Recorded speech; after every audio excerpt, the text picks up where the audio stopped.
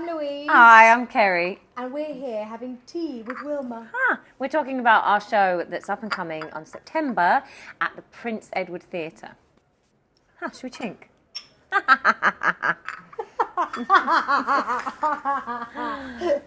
It comes out, you see.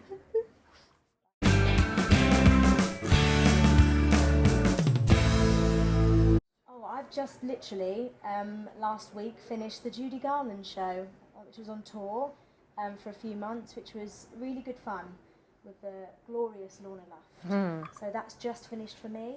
And then I'm doing Of Thee I Sing at the Royal Festival Hall next week. Which I'm nervous about. How about you? I've been doing a lot of concerts. I'm back in the studio with Brian, Mr. May. We're working on another album for next year. We've released a single called One Voice. A ton of concerts. I'm about to do Sweet Charity at the Cadogan Hall with lovely Denise Van Outen, which again I'm nervous about because we've only got a week's rehearsal. It's been pretty busy. So things are good.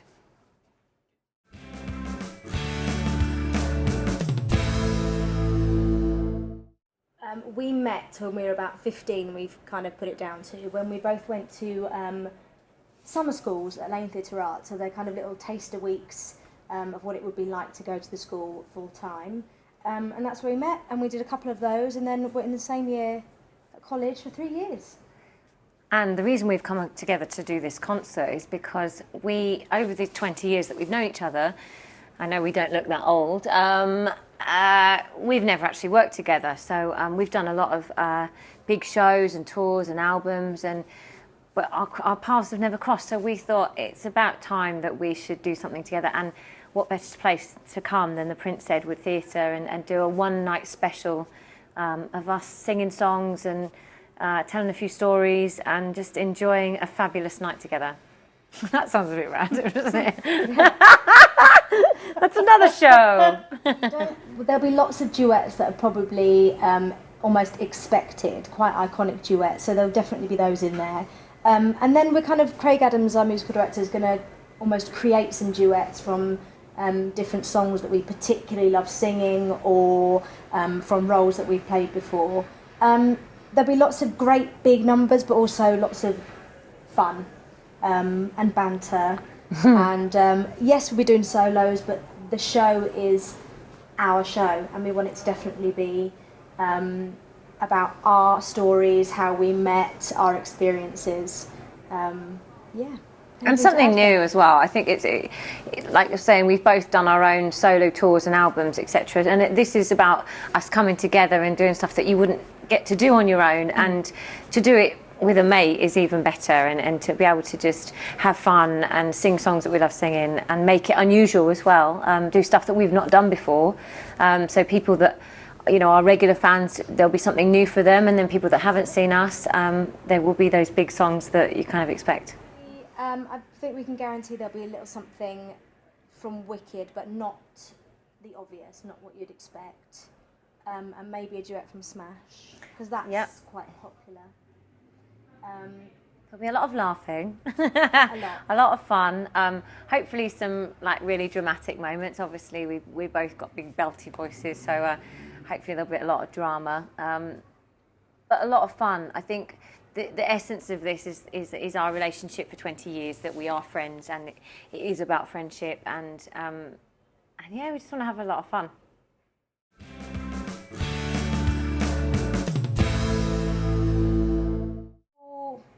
It's a difficult one because people shouldn't be taken advantage of, but there are definitely things that I've done along the way to gain experience, and I've done for less money or maybe for free.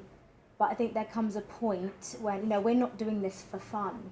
This is our job, this is our living, and you have to make a living from it. So it's all very well doing jobs for not much money to gain experience, but I think there comes a point when you have to be paid as a professional. Yeah, I think like exactly what Lou said. I mean, early on in your career, when you're trying to get exposure and experience, and you need to be seen. You know, a lot of people ask about agents, and it's a bit chicken and egg situation, but that's kind of a good opportunity to do a free concert or to do something, a workshop that is free. You know, because you can then invite agents and get people to see you. So I think there is a time in your career when that is necessary, and also for us. We both do charity stuff, we do charity concerts. You know, there are times when that is necessary and that is useful. But like Lou said, you know, it is a profession and it is a business, and it should be respected, and producers should respect that as well. I think as long as you are gaining something from it, then that's all cool.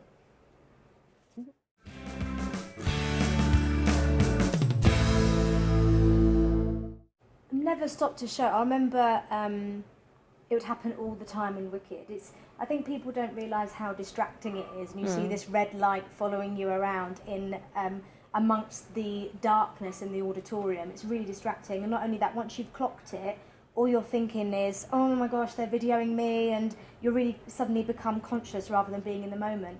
And it's quite, when you're watching a musical, a professional production, it's silly because you've paid your ticket money to sit and enjoy the experience. And surely if you're focused on getting the right angle or filming somebody, you're not completely immersed in it. You're more focused on doing video. And also, if it's bad quality, nobody wants to see it or hear it because it kind of doesn't do the show or us justice. And the whole thing about going to a live event, which is predominantly what we do, it's about that experience. It's about everybody being in one room for one special night. Whether that is a show that runs 8 shows a week, it's still a special night. You know, everybody's in that room having a live, unique experience. And exactly like Lou said, it can be distracting. I think we're all so used to it now because it happens and you can't do anything about it.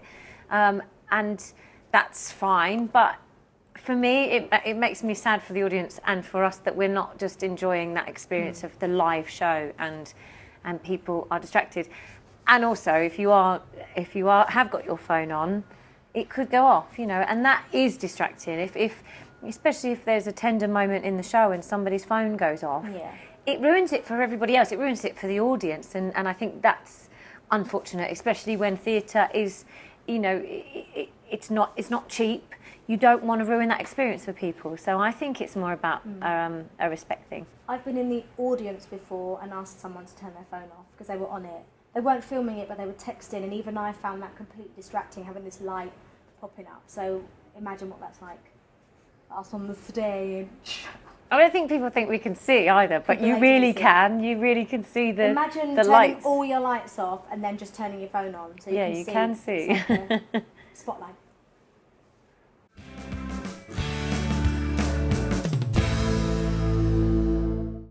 Oh, am I going first? Lady, okay.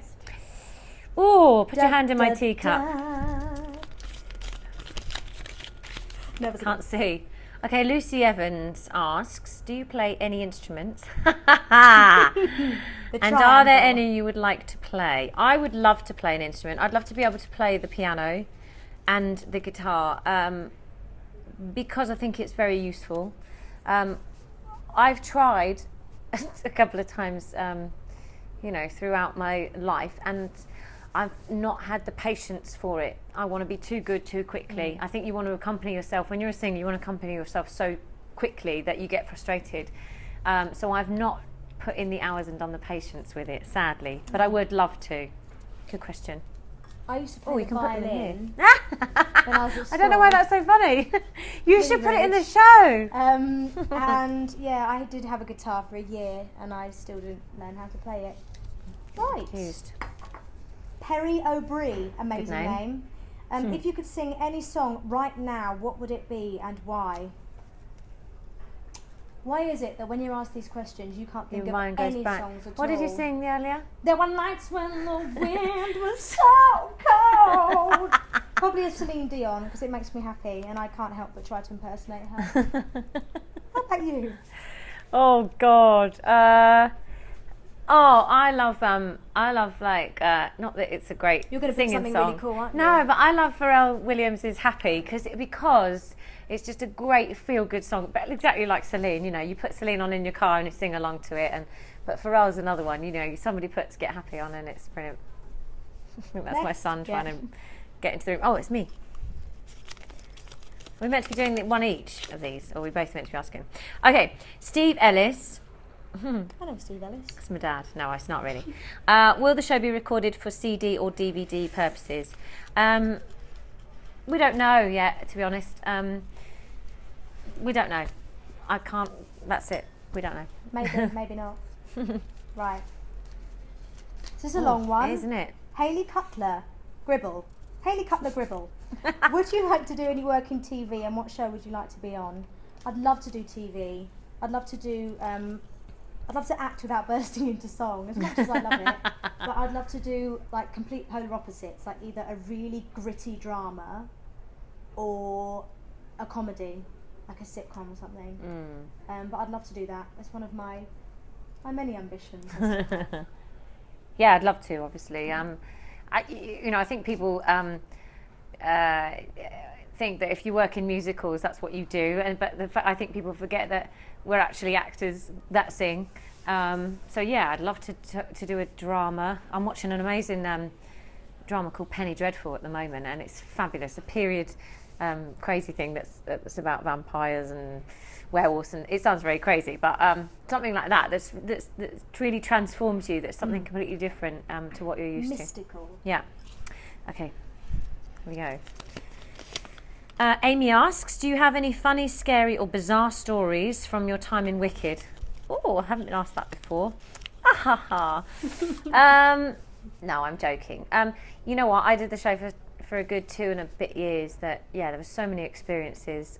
So many things happened to me along the way, many of which I've told, you know, stories before, but I think mainly I just have amazingly fond memories of the show, and I feel that it was a real triumph, and I'm just really grateful that I got the opportunity to play the role. Yeah, same as Kerry. There are so many, it'd be hard to pin them down. One of my most favourite funny moments was when Mark Evans ran away from me as Fiero, tripped up the stairs and literally landed in the splits up the stairs. It was amazing. It was a definite highlight of my whole time in Wicked. Janet Brooks asks, what's the worst or funniest tricks that were played in muck-up matinees? You know what makes me laugh about that is that the fans seem to have named it muck-up matinees. Yeah. Like, when has it ever been called a muck-up matinee? It's not. I love it. They're like, we've got tickets for the muck-up matinee. I know. As if we're all going to mess about. As if.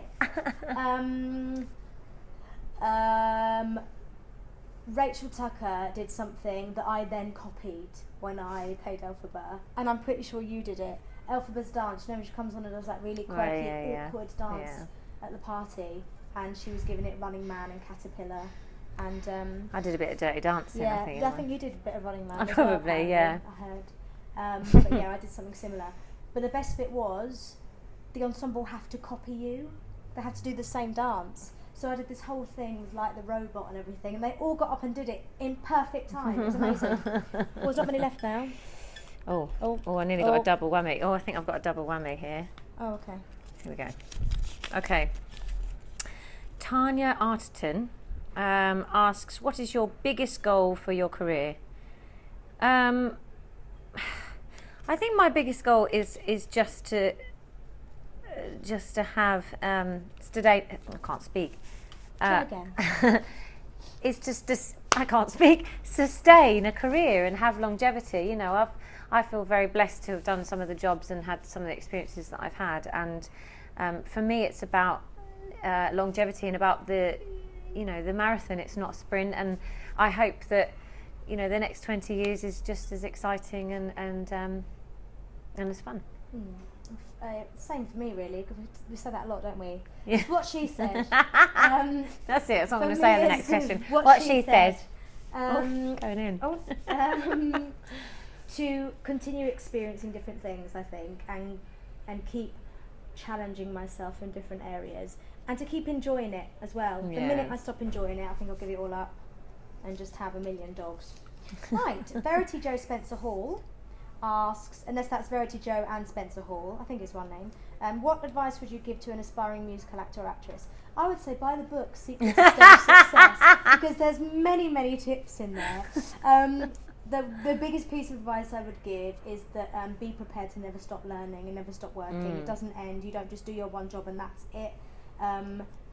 There's a kind of equal amount of luck and talent and hard work, and it will only come to you if you work hard and continue being a sponge. What she said. Brilliant. You said it all. I like this game. I do. Okay, Emma, how would you say that? Juhin? I'm sorry if I pronounced your name wrong. But we made it sound really exotic. Juhin. Do you plan to do any more concerts together after this one? Definitely not. No. We don't like each other, really. I don't like being around her. You never know, hopefully. It's taken us this long to do this. It's taken us 20 years. We'll be really old if we don't wait 20 years. We're 80. Last question, Melissa Saunders. What are your favourite duets of all time? We've been making lists and lists and lists. I love Happy. Get happy. Happy days are here again. And Hooray for Love. That's duet. Barbra Streisand and Judy Garland. That's one of my all-time favourites. But then I like popping it up a bit and giving it a bit of, Mariah and Whitney. What's that one they did? When You Believe. When You Believe. You know what? Actually, that's a really good question. And if you guys want to send us any Twitter suggestions, we're really open to it because we're putting the show together at the moment. So if you want to send us some tweets of the song choices you like, then please send them our way. Goodbye, everyone. Thanks very much. Come and see us. We're going to be at the Prince Edward Theatre on Sunday, the 27th of September. You can buy tickets at the theatre or there is a Facebook page for us, which is Kerry Ellis and Louise Dearman, and we tweet about it, and also both on our websites as well. So come see us.